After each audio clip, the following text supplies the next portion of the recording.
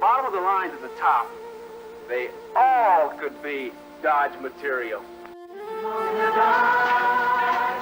a Dodge where you belong, look what in your garage, and you're ready to come on strong. You belong in a Dodge. You belong in a Dodge. You belong in a Dodge. Remember, put a Dodge in your garage today. This time on Graveyard Carz. Mark and the Ghouls race to finish a one-owner 1970 Super Bee that belongs to a decorated retired Marine. The guy that sent it to us is the original owner of the car. Bought it brand new when he was stationed in Vietnam. Will they make this former Devil Dog's dream come true? Almost there. Now, okay. Or face the wrath of a battle-hardened leatherneck? Marine, Colonel Jessup, right? Tough guy. I wouldn't mess with him. Follow the journey of this one-owner car as it goes from final paint to final destination. Coming up on this episode of Graveyard Carz.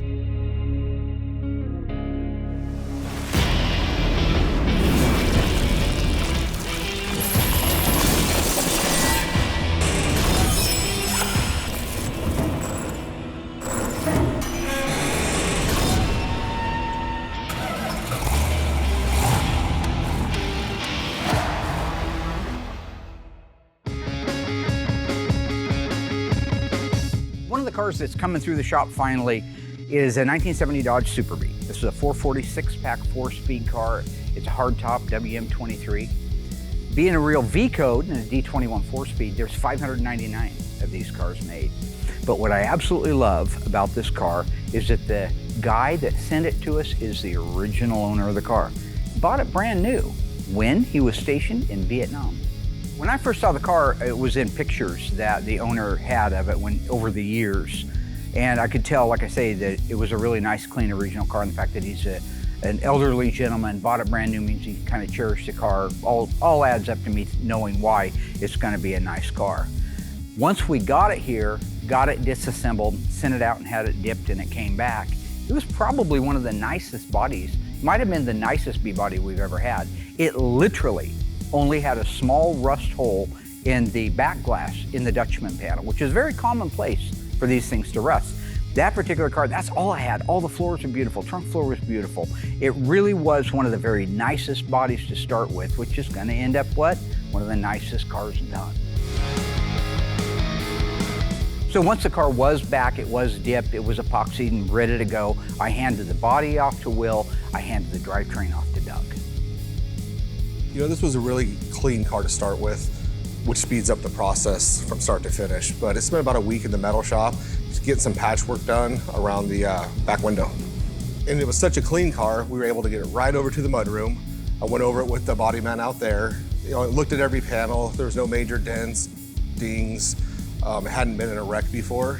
So that this car went right through. He had it for about a month, and the car looks great. We prime and block every car twice. So when Michael got it over to me, got it primed, let it sit for a couple of weeks to fully cure. Then at that point, I can kick it back out to Michael. He'll block it one more time. Then at that point, we're ready to take it apart. So with the final block being done, we're able to start the disassembly to get our jam work done. The cars go in B5 blue with a B7 blue interior.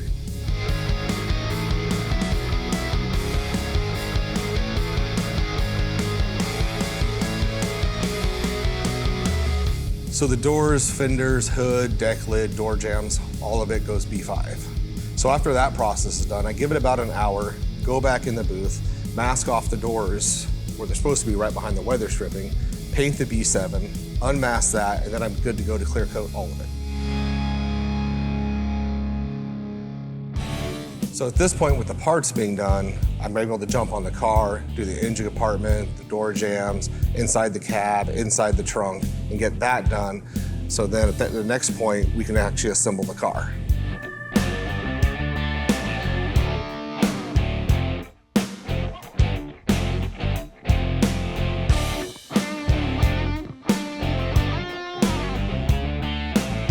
It's important to treat the jam work like the outside of the car. So if I shoot the outside of the car at 27 pounds of pressure, I do the jams to ensure the color is going to match. So we take a lot of time doing jam work like it's the outside of the car, so it looks nice. And like normal, you know, we're using the PPG Deltron line, B5. It's a great color match. It's ready to go once you mix it up, and it's pretty straightforward.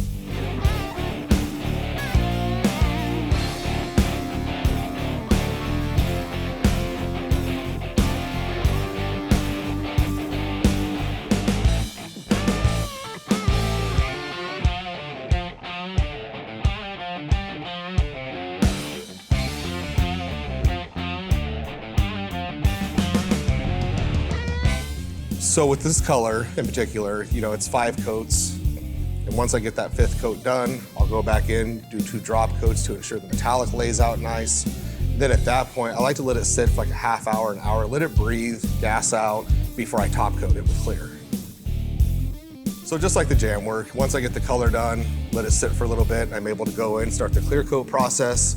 It's a high solids product, meaning you don't want to put too many coats on too quickly. So I give it about a half hour between each coat, depends on the temperature, maybe even an hour. That way we don't have solvent pop or anything weird happen and it lays out great. So I put 3 coats of clear on. Once I'm done, I'll go clean out my gun, go back in the booth, kind of walk around, make sure there's no issues, make sure it looks great. Then at that point, I'll just run a bake cycle on it.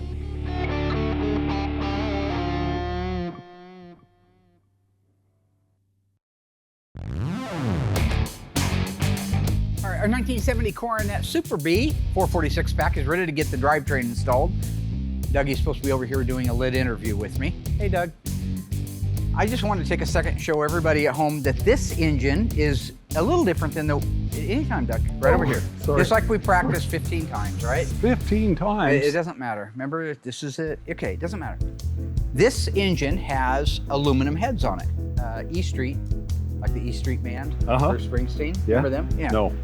Adds 100 horsepower to it, but if you look at it, you can see it still has all the provisions in it. Has a provision for the alternator. If you go over to the other side, it's got no provisions. That's because a regular one wouldn't have them either. They're at the back. So when you put the head on here, it does what it's supposed to, and it accepts all the factory pieces. I just think that's cool. When you look at the engine overall, you see it's all Hemi orange. You wouldn't know those are Edelbrock heads. It's a sleeper. It's a sleeper. Kind of like your sleeper. We had to put headers on it. It doesn't need headers. These manifolds perform just as well as a header. You don't remember that article? No. Cameras are over there in case you want to share with them too. Sorry, camera.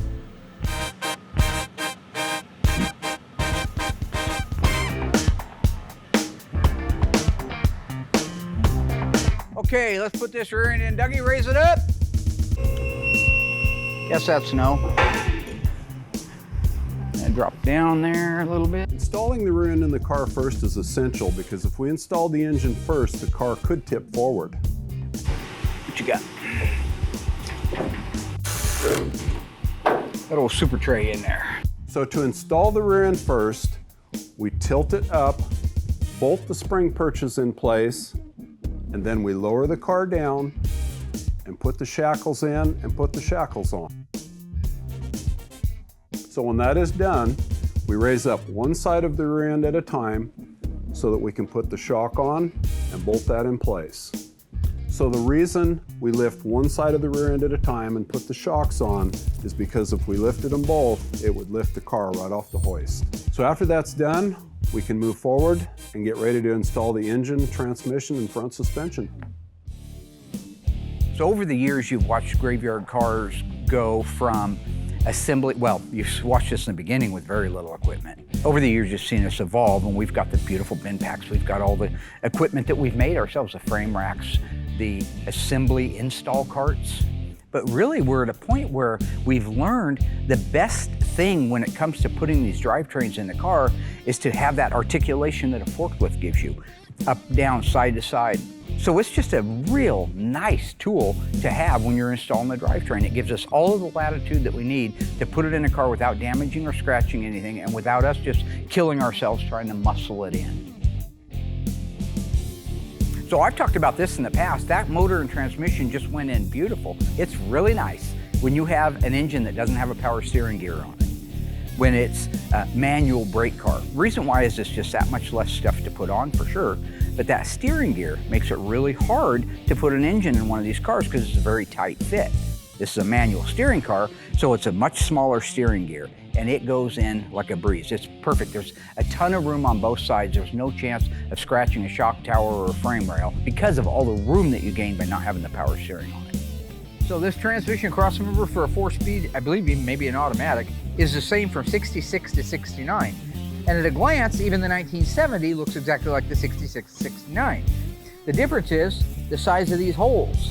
What I'm talking about here on this transmission crossmember is that prior to 1970, the cars, the majority of them, I don't know about A bodies because I didn't do very many of them, but your B bodies certainly back in 69 and earlier used a 7/16 bolt that went through the transmission crossmember, through the torsion bar crossmember, transmission mount crossmember. In 70, they went to a 3/8 size. While a 69 and a 70 transmission crossmember for, say, a B body look almost identical, they'll be different because of that hole size. You can clearly see that one is much bigger than the other one. Doesn't mean you couldn't drill it out and use the bigger bolts, but the proper thing is the 70 on up should be 3/8, 69 on back should be your 7/16. Once we have the K-member in place and the torsion bars, the only thing left is to connect the upper control arm to the spindle and installing the upper shock mounts.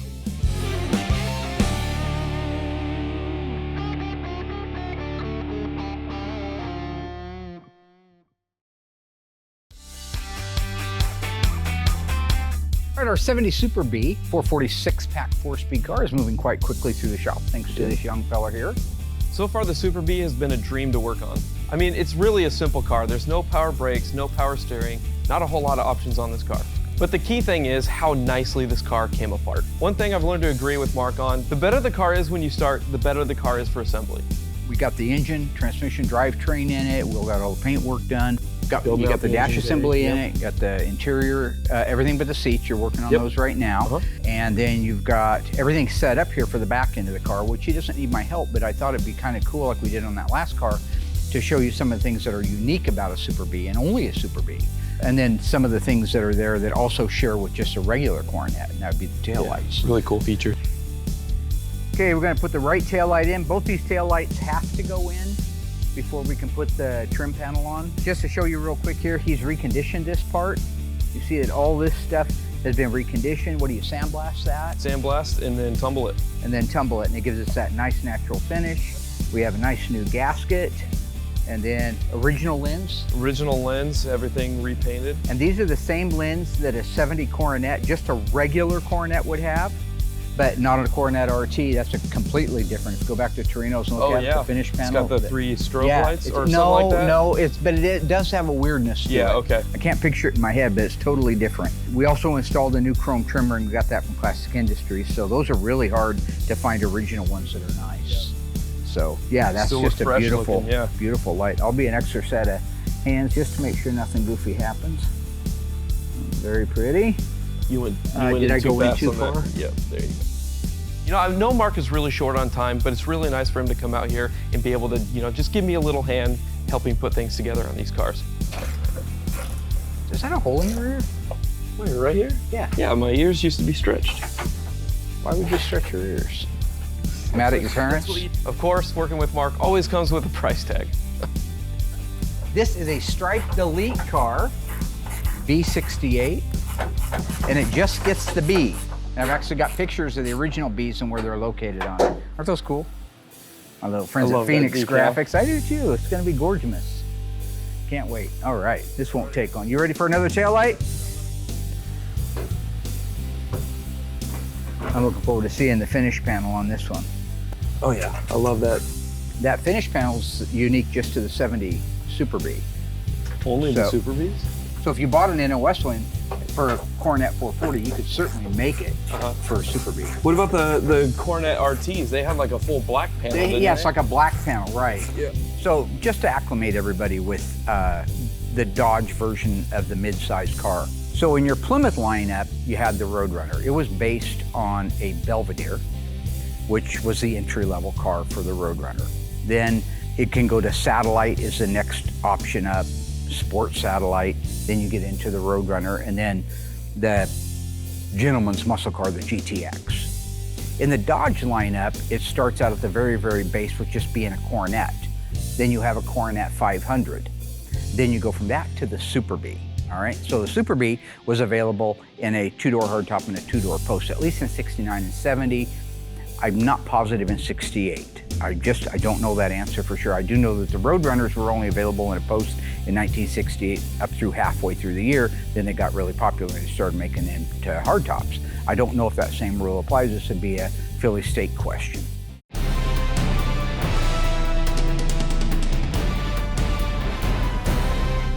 Mark, you left out the Coronet 440 model, which is in between the base Coronet and the Super B. Then you forgot to mention the Coronet RT, which is the top model Coronet.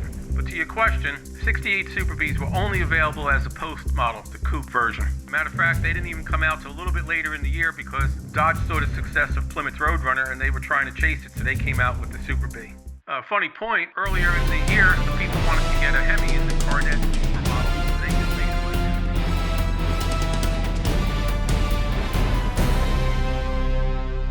Know what I'm saying, Petey? Old Pete busting a sweat over there. Yeah, little Tiny Dancer on camera. Show little Tiny. Tiny getting some fans. Old Tiny people come in and they want to meet old Tiny Dancer. Can you believe that? Yeah, so this is pretty funny. Mark's not lying. On the side, I work live sporting events. And this last football game, I was holding the parab mic on the sidelines, and a police officer came up to me and said, "Hey man, I hate to say this, but are you Tiny Dancer?" And I laughed and he laughed. He said, "I love the show, keep it going." Everywhere I'm going, people are starting to recognize me as Tiny Dancer. Some of my friends are asking, why does he call you Tiny?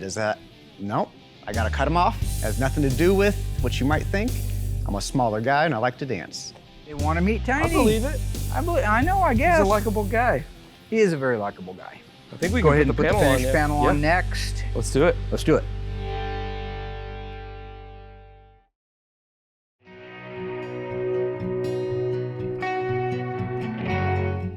All right, this is the part I've been waiting for. Yeah. Let's lay that mother in there. But it's nice when it's an original part. It goes right back on where it's supposed to. Everything, if God, it's original. so nice. I think that one of the neatest finish panels on all of the cars that were ever made in the areas that I love, which is 66 to 72, is the 70 Super B rear body finish panel. It's beautiful. It covers the whole back end of the car. The bad news about it is they're usually beat to death. They either have key marks from going in and out of the keyhole, somebody's bumped into it, dinged it, painted it, scuffed it, scratched it, done something, or it's just old. The one that came on the car was a very, very nice one, but it did have dents in it, it did have scuffs in it. The gentleman had waited a long time for his car for us. He's been very, very patient, and I wanted to do him a solid. I happened to have one that I had stored that was NOS. And there's just nothing, I have no idea what one would be worth today, 3 to 5 grand maybe. But that wasn't what it was about. It was making sure that when I was done with this car, it looked exactly the way it did when he got home to Arizona and saw it for the very, very first time. I think he deserves that. He earned it back then, he's earned it now. Look at that. So see how that finishes it? Just beautiful. What a great idea too. Just ties everything in with the red and the lenses. It's a simple car. Yeah. Really, it's a simple car, but it starts becoming kind of richer when it gets a little bit of that trim on there. Oh, yeah. That is absolutely beautiful. You should just love it. Just perfect. Last things on the rear lamps are the side markers. See, we got our brand new foam gasket there too. And this will just go in here real carefully. You can run the back end of it. I'll run that. Already looking good in there. Nice lined up in that recessed area. So nice. This car has all original quarter panels, all original floors, trunk floor. It was just a mint body. Probably one of the nicest ones we've ever done. Beautiful. Look at that. Just clean too, really clean. I love that. That stain's pretty straight. Yeah, it looks square in the open. It fits real nice in the opening.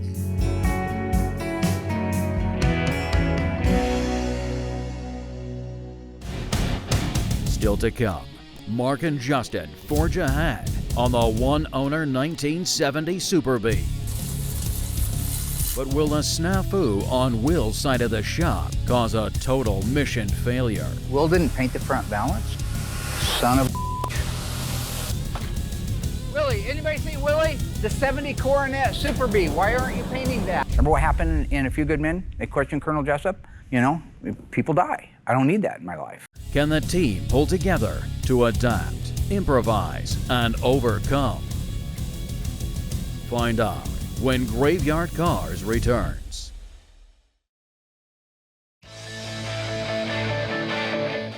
So what he's going to do is install the B right here. Now this is a picture we took before the car actually came apart.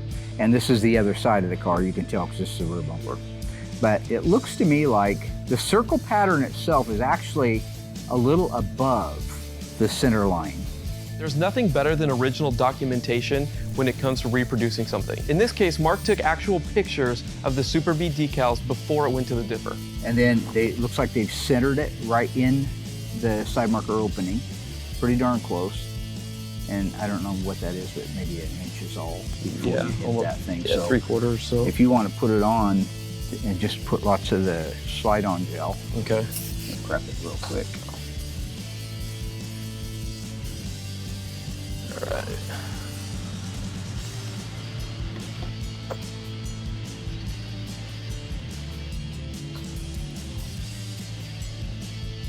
If you guys can't probably tell, but see the B is reflective.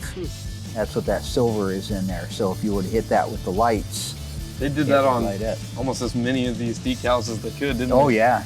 Okay, I'll get back and see what I got here. Okay. Boy, that's really, They're pretty close. really close, yeah. There's no real trick to putting the decals on a car. But one of the things I always compare putting decals on a car to is like hanging a picture. You know how you can go to the ceiling and measure?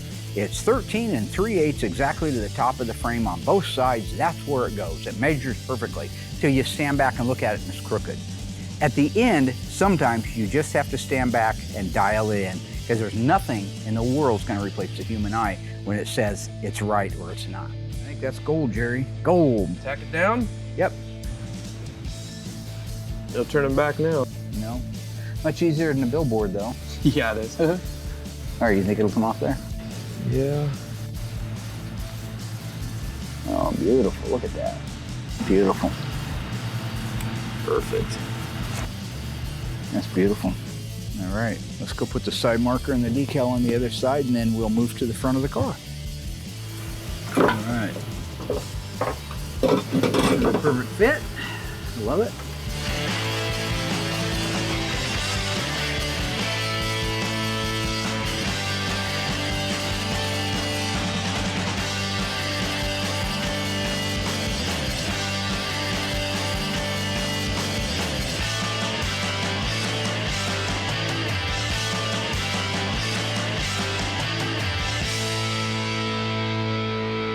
What do you say tomorrow we put the hood and the front bumper and all those pieces on it? Can the front balance go on? He forgot about it, so he's getting it painted. Will didn't paint the front balance? No. Son of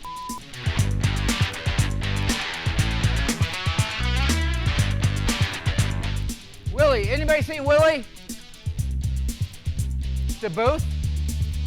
Will, the 70 Coronet Super B, why aren't you painting that?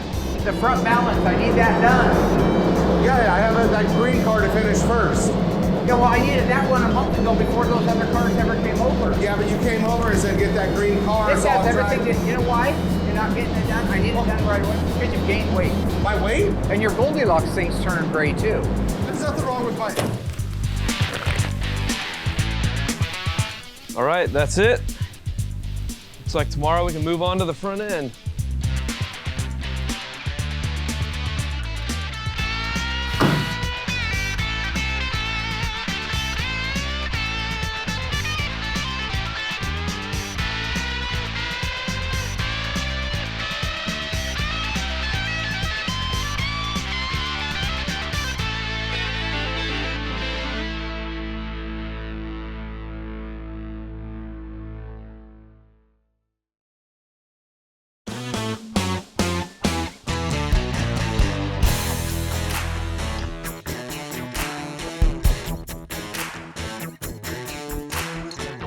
Okay, we're getting ready to put the front bumper on our 70 Super B. I've got the two muscle men here. to do this with us. It's a heavy old thing, isn't it? So roll this up. I just want to take a second and show everybody. That's beautiful, beautiful front end. I mean, look at that. That's absolutely gorgeous. Looks like B-wings. I think that's the point, right? Looks like B-wings if you're standing back. Got the painted centerpiece, which actually has a chrome piece underneath it. We'll talk about that in a second. So yeah, you just stand back, you look at this thing, and you think, wow, it's a beautiful one-piece front bumper setup. Yeah. All original parts too, which is all awesome. Original parts, right? We sent all the bumper work, all the bright finish out, the chrome, to have it re-chromed. There is a chrome piece, like I say, underneath this that really you wouldn't have to do because this painted piece goes over the top of it. But what I really want to show people is how intricate it is behind there. Why don't we rotate it around the whole thing? Just have you guys hold it there for a second. So you've got inner brackets, inner bracket stay plates, which actually bolt to the 8 inner fender. Yep. Outer brackets. Then you start working inside here. There's a lot of pieces and a lot of bolts. They're all new reproduction hardware. Well, the pieces that are on the bumper are all original to the car. Yeah. It's just we put new fasteners in. So here you have 2 individual rubber bumpers for the stationary position of it once it's into place, an upper framework, a lower framework. Then you have these brackets that tie all the framework together, and that's what the grill bolts into. So when you see these little things, that's the grill screws coming through from the other side. Then this is the piece we had chrome, which is kind of a shame because it's completely hidden once you put the other piece on the outside of it. But we do things right here at Graveyard Cars, right? Here's a neat little tidbit for you. So the center section between the bumper wings on the front bumper, yeah, we had it re-chromed, beautiful. Then we covered it up with a factory shield because on a Super B, medium price class, it got painted body color. Another shield over the outside of it got painted body color, which I think is just really cool looking. Almost there. Right there. Okay. Right there.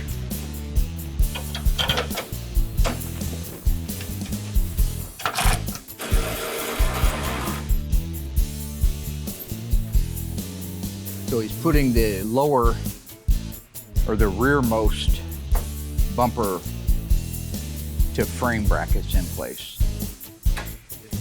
And then theoretically we should be able to roll it into place and then push it into where it needs to go. Now one of the things we'll have to do later is, you see the headlight buckets here, they have to line up perfectly in these holes. So if we put it in place and it doesn't line up perfectly, he'll take the grill halves out and then he can get in and get access to these bolts to hold it in place. And then he can move these around and put them exactly where they need to go relative to the bumper itself. Okay, I think we can start tipping it up now. Okay.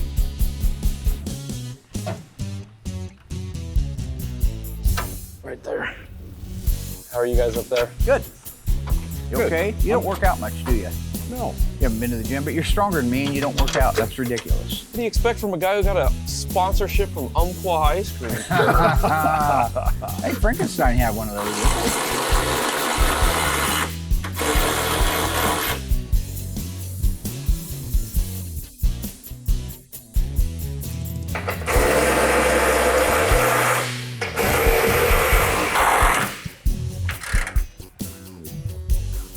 All right, let's check it out. Looks pretty good. It's the filler. It's the filler. Yeah. Take a look at that side. Yeah, this side needs to go in about a quarter inch or so. All right, we are going to finish dialing this in a little bit. We're going to have to loosen up the bumper brackets and move it in a little bit more. So we'll do that. Yeah. Get it set exactly where it needs to go, and then we can put the balance on. Okay. Yeah. All right. But that's going to look beautiful. Man, I can't. Those are actually lined up pretty good without even. Real nice, huh? Yeah.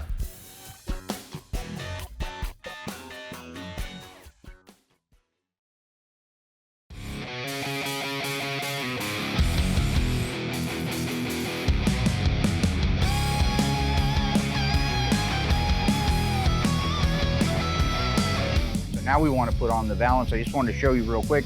This is an original valance. Nobody reproduces these. In fact, they don't reproduce much for these cars. But this molding right here, this is an original molding that we had polished. These are original lenses that Justin did a great job of restoring and polishing. If you roll that over, Doug. These are original housings, original wiring harness. And if you look in here, you'll see that this is all painted. That's because we don't want it to rust like the factory did. The factory was terrible about putting paint on the inside of panels. Why not go ahead and do it? Nobody cares. We're not going to an OE judging event. Nope. And of course, Dougie always gets a crack up out of this. When I point to things like the license plate, he thinks that's funny. Yeah, interesting. Well, he's smiling. He's not smiling, he's dead. He has no lips to conceal his teeth. But his teeth are smiling. So all skeletons are smiling? Okay, Yeah. duly noted. Pete, you got that? Can you make sure they all smile from here? Death is funny to Doug? No, death is not funny to Doug. I just always think skeletons are smiling because they have no lips. You want to get the side markers in? Yeah. Okay.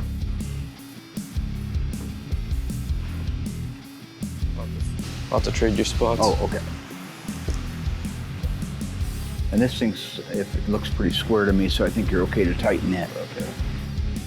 The reason we have 4 people here is because this is a very expensive hood. It's beautifully painted. It's got all the ornamentation on it, and we'd rather not scratch anything. Is that fair to say?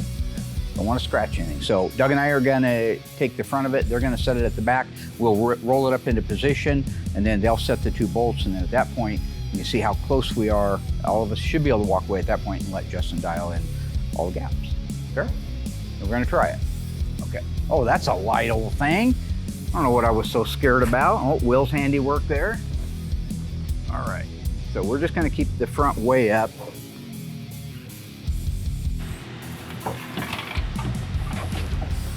Okay. Up, down, back, forth. Right there. Okay.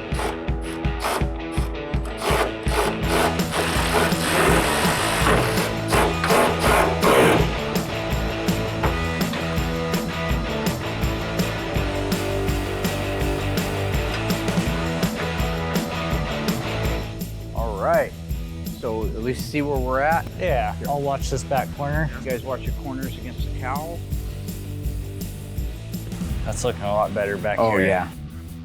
That's much better. Boy, the end is almost perfect. Oh, here. wow, yeah. I mean, the end is perfect No, here. yeah, we don't need to come back over here. We just need to raise it up a little bit in the back.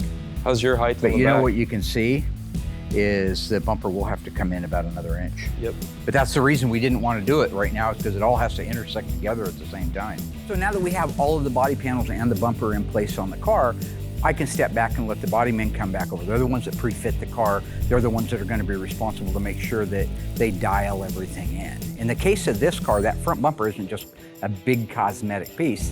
It makes up the geometry of that front end. Those fenders have to be forward or backwards in space depending on where the bumper sits. And the bumper has to be forward or backward or side to side in space depending where the fenders are. So there's a lot of dialing in that last bit, and that's what we're going to cut loose and let the body men take over.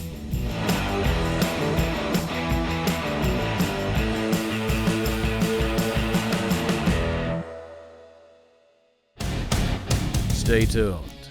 With the one-owner 1970 Super Bee nearing completion, Mark tries to bury the hatchet with Will. My point is, you took a lot of shots, but it ain't about how hard you hit, okay?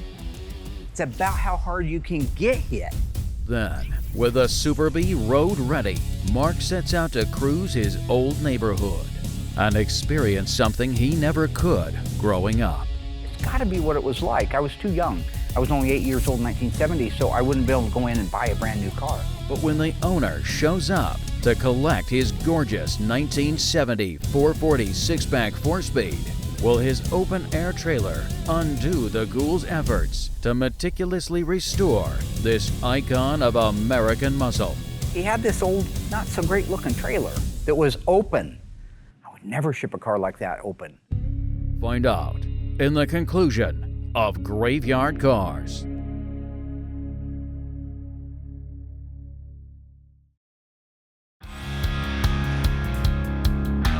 One of the things I really look forward to is putting the new parts information and decals on these cars. I like to work from the back of the car to the front of the car. It's just a nice flow. I installed the rear axle paper label with the part number. Parking brake cable tags. Reverse wiring harness tag. The jack instructions.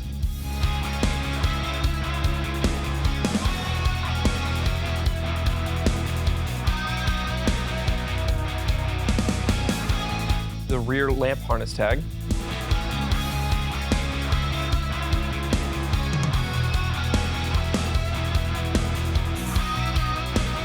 Moving forward on the car, I installed the door VIN label, the tire inflation label, engine starting instructions, locking ignition instruction sleeve, and warranty card.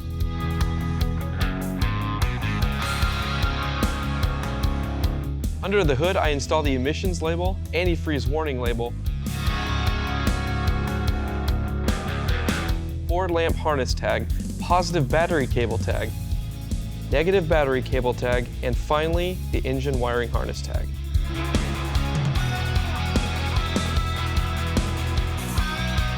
I just wanted to show you, because it's leaving here in a couple hours. So I give Will a lot of crap, everybody knows it, I'm constantly torturing him. I'm also okay to say when he does a great job. This Super Be's phenomenal. I mean, it's flawless. And I'll say things are flawless because, well, you got to, it's TV land, right? And they're not perfectly flawless, although very few people in the world would ever see what I see.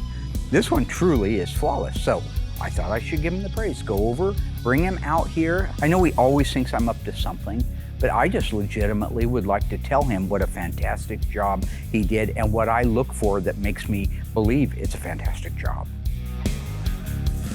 So it started off really good. You know, Mark grabs me to do the walk around, and it's like compliment after compliment. You know, it was nice to get the compliment and say I'm doing a great job, you know, nothing wrong with that. But however, I've worked with Mark my whole life. My point is, you've took a lot of shots, right? You've took an enormous amount of shots from me, occasionally from a customer who doesn't like something, especially go back to the old Welby days and nowadays. But it ain't about how hard you hit, okay? It's about how hard you can get hit, how much you can take and keep moving forward. What are you reading? Not reading anything. Look, I try to teach through my comedy, okay? That's what I do. I use it as a tool. Go to the ear with a point, go to the heart with a story. I just happen to add a little bit of comedy in there. It's my way of helping them to learn and to understand. In this particular case, it's about motivation. It's all about motivation. Who on this planet would be a better motivator than Sir Rocky Balboa? That's all I'm saying. He's a fictional character, Mark. He's not real. Oh, he isn't real? Is that right? I did not know that. Make a note of that. Rocky Balboa isn't real. Why don't you tell that to Clubber Lang? Why don't you call Tommy Gunn, see how he feels about it, all right? Or Dolph Lundgren, maybe he'd be interested in hearing that, or Apollo Creed. Why don't you tell them how he's not real, okay? Or Mickey. You're now running up the stairs, so. Keep moving forward.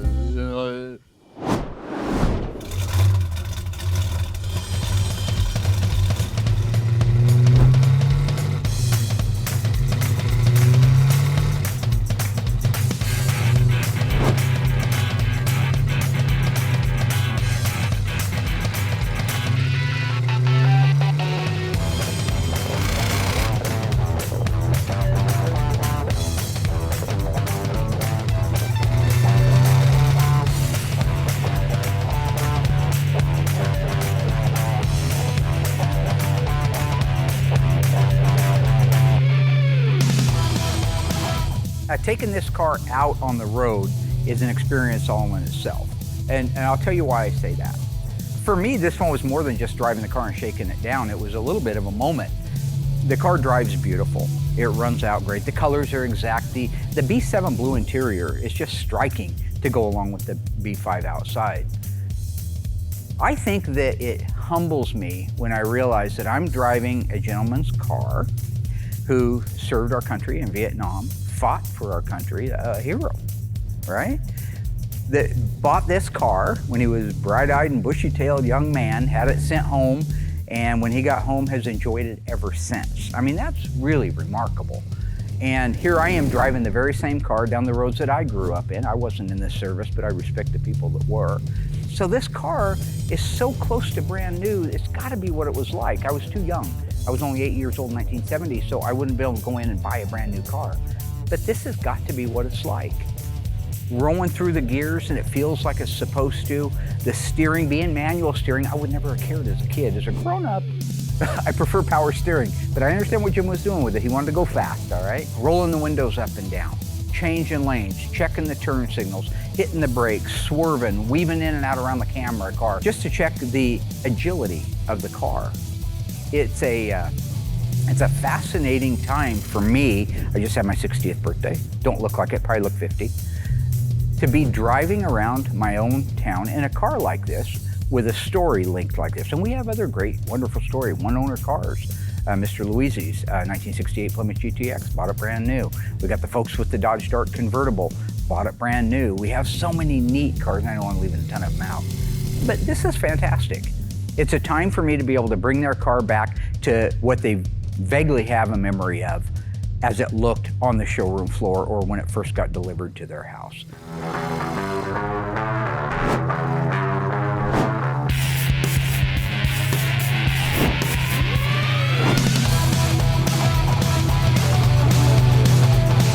So for me, I really can't be any more proud than I am now of our team that does a great job. Everybody from the front shop to the back shop is impeccable at what they do now, and I get to benefit from that. Doesn't get any better than that.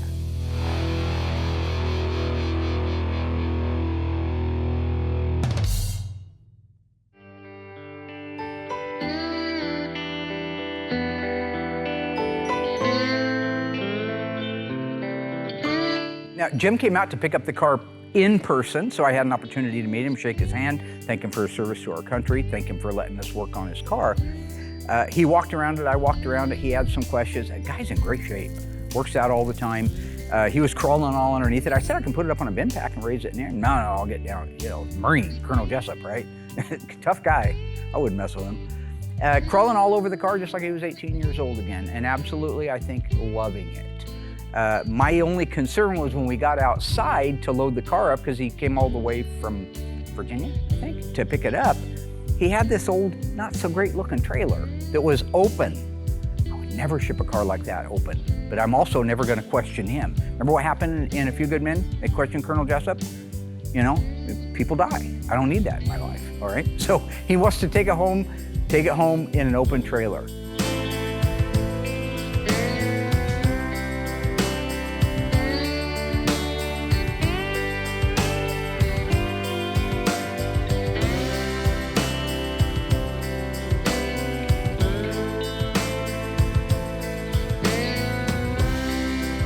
He called me, he made it home. There was absolutely no trouble with the car, so he didn't have any dents, scratches. Nixie had a bug on the windshield, had a little bit of dust on it, but you're gonna get that traveling 3,000 miles in an open trailer like that. So, you know, some things are just meant to be, right? I think that was just meant to be. I think it was Elvis, right? So it was just meant to be, right? What's all the lyrics to that? Some things are meant to be. Wise man, I don't know, something about a wise dude or something. Like a river flows. Like a river flows gently to the sea, darling, so it goes. Some things were meant to be. Is that right? That's right. Yeah, Elvis ain't got on me.